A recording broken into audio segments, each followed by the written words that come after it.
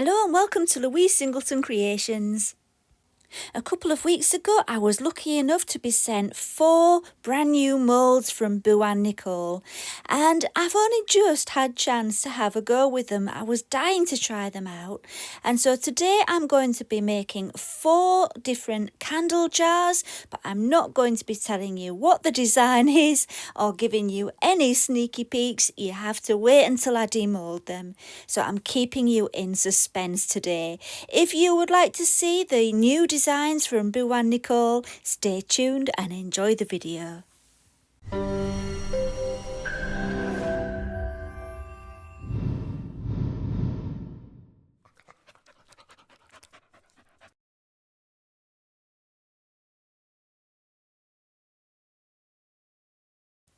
Before I could begin, I worked out the volume of each of the 4 moulds, and then I put some masking tape onto the mould housing and wrote onto that masking tape the volume of that mould. And then I went onto the Elichem website and found the Aquacast calculator to work out exactly how much powder and water I would need for each one. And then with all that preparation done, it was very simple to just measure out the water and the powder for each one, and it was a very fun and easy project to do.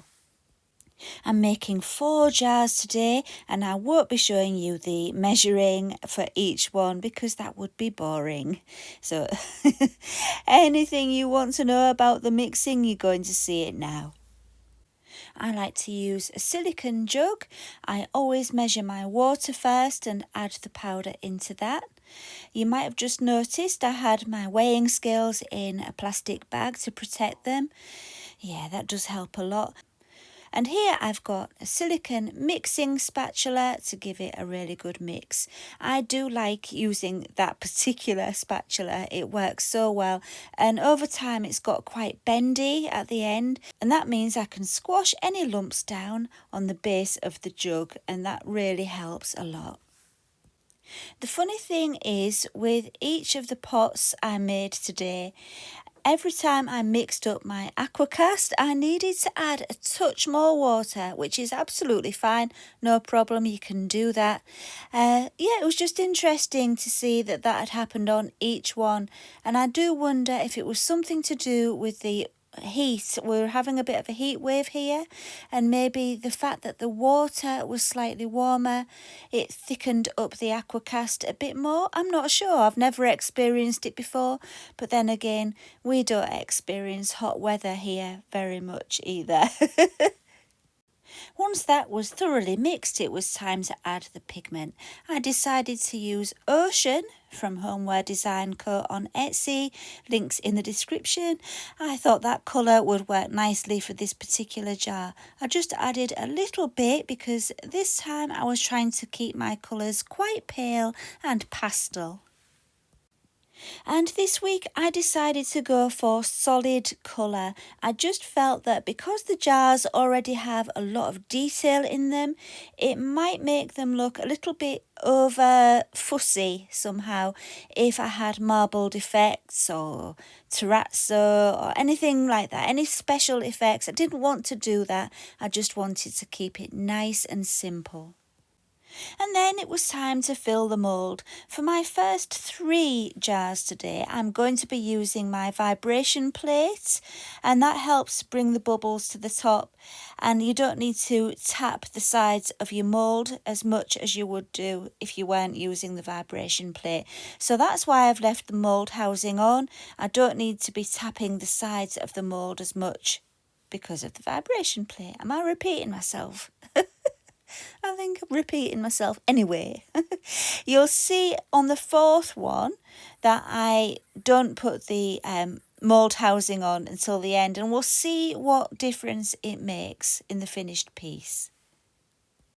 And for the lid, I like to add just a little bit of Aquacast to the knob area and give it a really good squeeze until you know that there's no air trapped in there, and then just keep gradually filling it up. And I just find it's quite important with things like that to be quite careful, otherwise you end up with a big air pocket there, and you don't want that. And I just carried on slowly filling it up, and then there's the rim of the mould that you need to be careful of as well, because air pockets can get trapped in there. So I like to go around it with a micro brush just to dislodge any little air bubbles. And anyway, before I do that, you can see that I'm just making sure that my mould is safe on the vibration plate because they do have a tendency to move and then fall off. So it's best to keep hold of it. But I was being brave and maybe a little bit foolish, but it was fine. You can see there it was starting to come off, can't you? And yeah, I lost my nerve in the end and took it off. But anyway, here's what I was talking about before when I said about dislodging any little air bubbles trapped under the rim of the mould. After I'd finished debubbling the aquacast, I left it to cure for about an hour, and it was the same, the whole process that you've seen so far was the same for the first 3 moulds. So I won't be showing you all of that again, just little bits. So for the second one, I went a little bit out of my comfort zone with the colour and went for citrus lime. Now you may know that green is my favourite colour, but not this kind of green. This kind of green scares me a little bit. It just seemed a bit intense and a bit bright. But anyway, I didn't use too much. I added a tiny bit at a time until I was happy with the colour. And yeah, sometimes I feel adventurous and think, why not? Just let's see how it turns out. So yeah, this one was a little bit of an experiment. I'd never used it before. Once again, I filled my mould, put it on the vibration plate and left it to cure for an hour. As you might have guessed by now, I'm going to show you the demoulding of all 4 jars after I've shown you the pouring. The next colour I went for was Vivid Pink. These are all from Homeware Design, by the way, all the same place. So yeah, I love this colour. It's one of my favourites. I've used it a lot and you don't need much of it. As the name suggests, it's vivid. And if you want a pastel colour, do be careful to not add too much. I chose this colour because the jar that I'm filling this time has a kind of feminine and floral theme, and I thought the pink would go nice for that. I don't want to give away too much clues because I want to keep the surprise for the end. But yeah, I was hoping that this colour would be just right for the jar. And for the last one, I kept it very simple. I just wanted to keep this one white.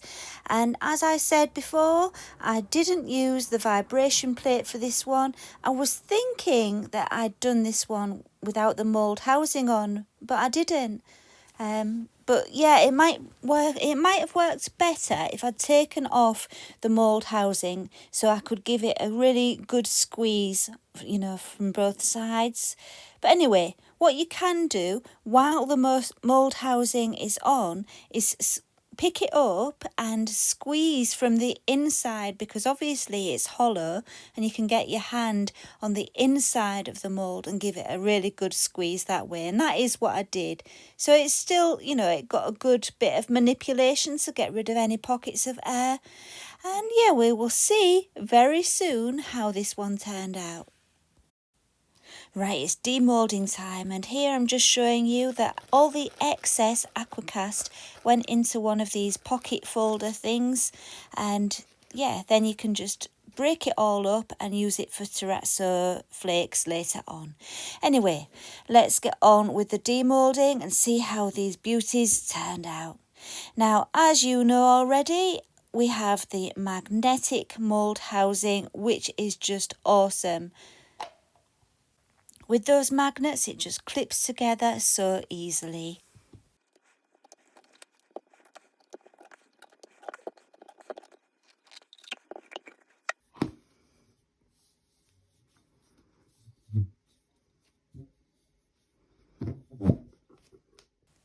So this one was indeed very pale and pastel, but look at that pattern.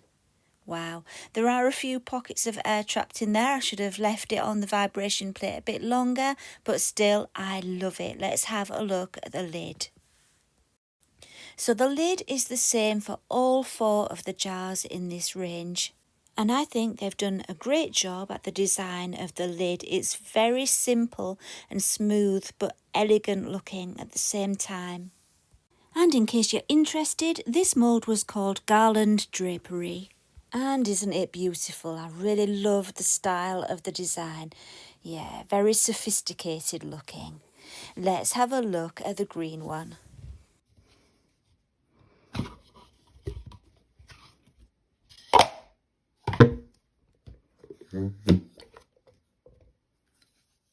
And there, I didn't need to be worried about the colour at all, did I? That turned out really, really pretty. I love that. The colour is fine and the design is just gorgeous. Very much my style. And let's have a look now at the pink one. And here you can see what I was saying about that feminine design. And I don't know if you can tell, but there are a lot of little air bubbles trapped in that design because it's so intricate.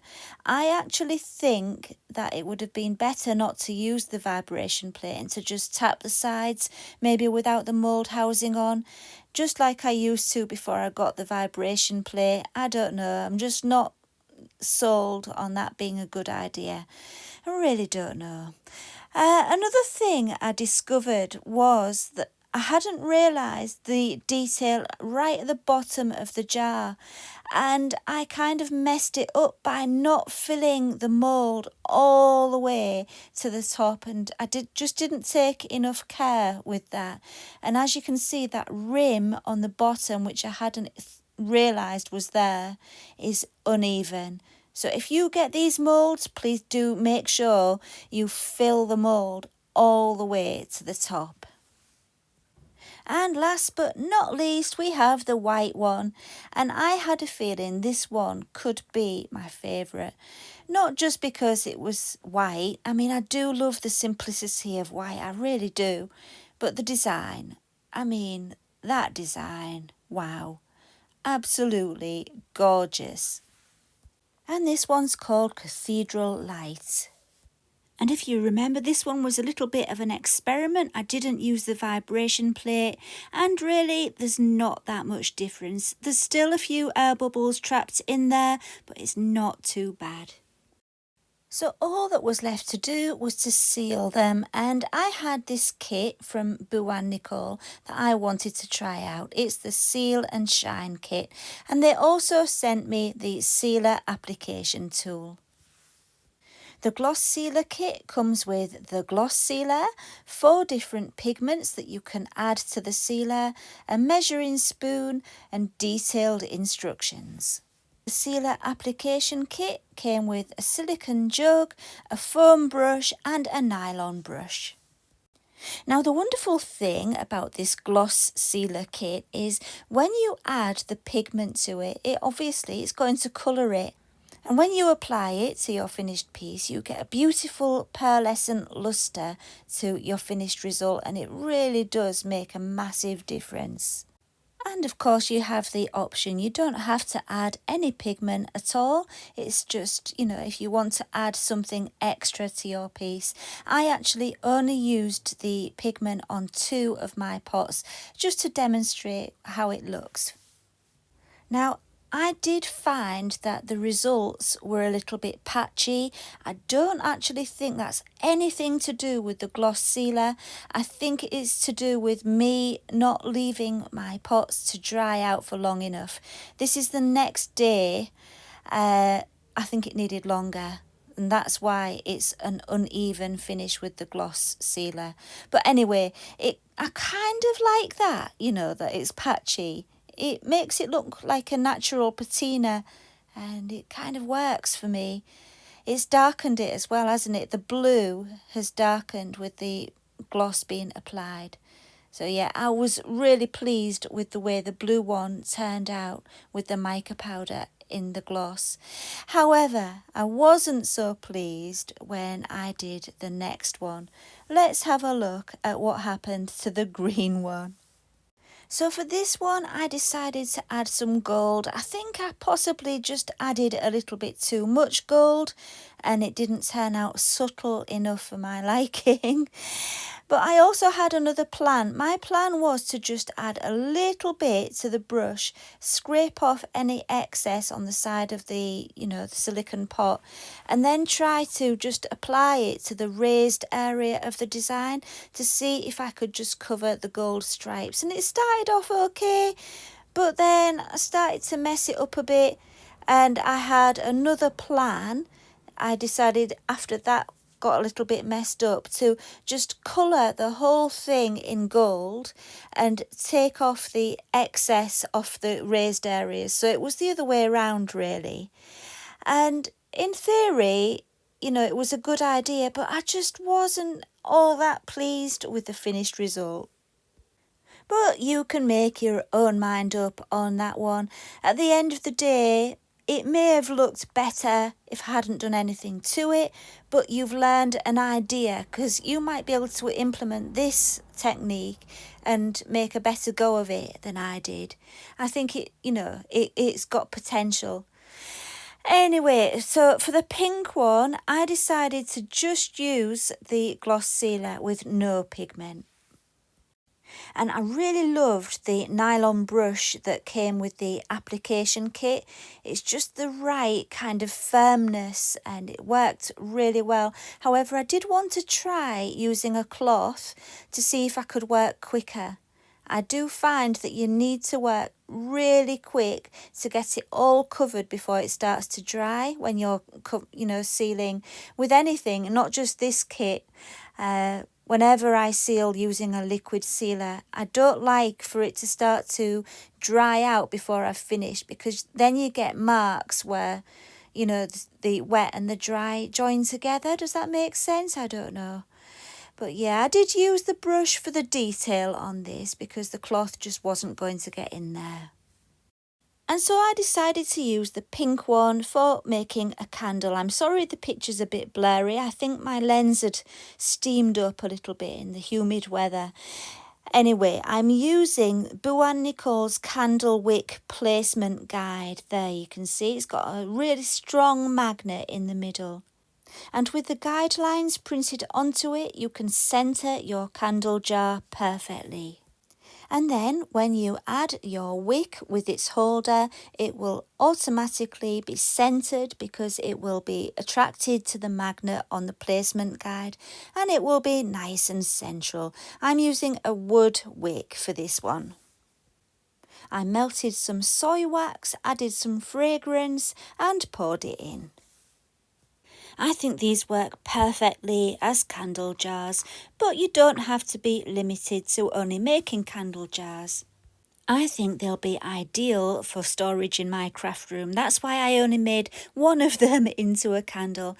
I'm thinking beads and buttons and all sorts of little bits and bobs that need storing, because you can put a label, you can, tie a label to the lid and yeah. Perfect. So I'm very happy with these and I think you will probably like them too. So if you're interested, please check out my video description for links and discount codes. If you've enjoyed the video, please give it a thumbs up and subscribe if you would like to, and I will see you again next time. Thank you for watching and bye for now.